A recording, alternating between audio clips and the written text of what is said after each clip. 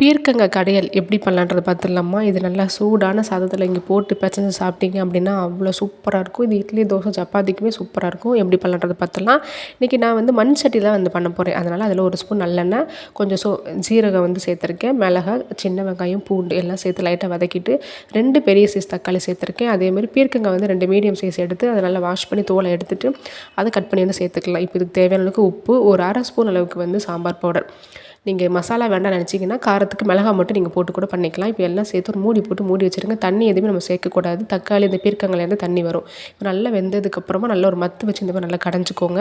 நல்லா வந்து கடைஞ்சிக்கோங்க சரியா. அதுக்கப்புறமா ஒரு 1/2 கப் அளவுக்கு மட்டும் தண்ணி சேர்த்துக்கலாம். இப்போ பீர்க்கங்காய் கடையில் வந்து ரெடி ஆகிடுச்சு. இப்போ தாளிச்சிடலாமா. நல்ல கடுகு, உளுந்தம்பருப்பு, சீரகம், வத்தல், கருவேப்பிலை இதெல்லாம் சேர்த்துட்டு நம்ம தாளித்து கொட்டிட்டோம் அப்படின்னா மேலே வந்து ஃபைனலாக கொத்தமல்லி தழை மட்டும் தூவிக்கோங்க. அவ்வளோதாங்க. நீங்கள் வச்ச உடனே கண்டிப்பாக வந்து உங்கள் வீட்டில் வந்து காலி ஆகிடும். ட்ரை பண்ணி பாருங்கள்.